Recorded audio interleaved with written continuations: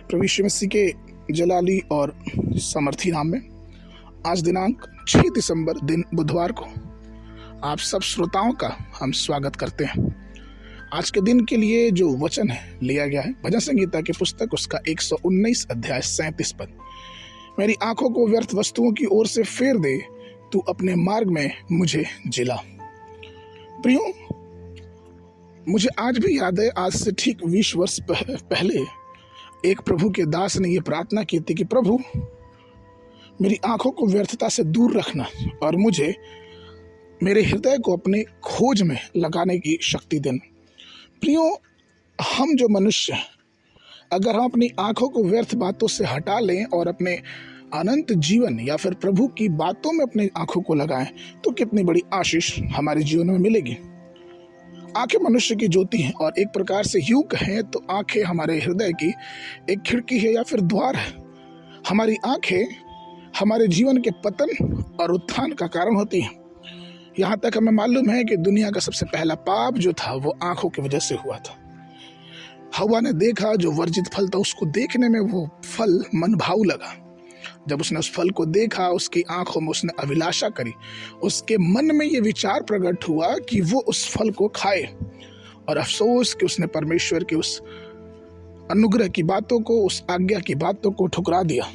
और चूंकि उसने ठुकरा दिया, वो परमेश्वर की दया से अनुग्रहित हो गई, वो हट गई और यहाँ तक कि उसने अपनी नजरों को प्रभु से मिला नहीं पाई।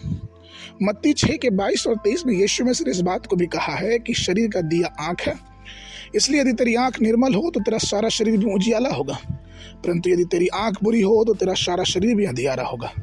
इस कारण वह उजियाला जो तुझ में है यदि अंधकार हो जाए तो अंधकार कैसा बड़ा होगा। इसलिए प्रियो, हमें अपनी आंखों को परमेश्वर पर लगाए रखना। जब हम सुबह उठते हैं तो अपनी 5 इंद्रियों को प्रभु के हाथों में समर्पित करें।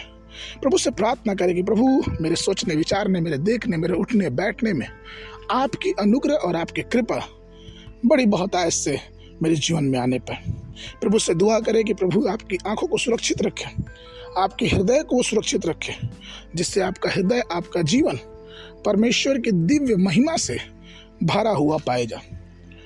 परमेश्वर के जो लोग हैं उनको ऐसा होना चाहिए कि वो भी दाऊद के समान कहें कि मैं अपनी आंखें पर्वतों की ओर उठाऊंगा, अर्थात अपनी आंखों को ईश्वर की तरफ लगाए रखना है। व्यर्थ की बातों से हटा के वो बातें जो हमारे जीवन के लिए पतन का कारण बन सकती हैं, उन सब बातों से अपनी आंखों को हटा के उस परमेश्वर की बातों पे, जो परमेश्वर हमें अनंत जीवन और आशीष का करता है, जब उस पे लगाएंगे तो जीवन में अपने आप परमेश्वर की आशीषों में आगे बढ़ेंगे और बहुतायत की आशीष हमारे जीवनों में मिलेगी। आज के वचन के लिए भजन संगीता 119 उसका 18 पद। मेरी आंखें खोल दे कि मैं तेरी व्यवस्था की अद्भुत बातें देख सकूं। बाइबल अध्ययन के लिए सुबह के समय दानियल की पुस्तक उसका 3 और 4 अध्याय, शाम के समय पहला यूहन्ना 5 अध्याय। परमेश्वर आप सबको आशीष देवे।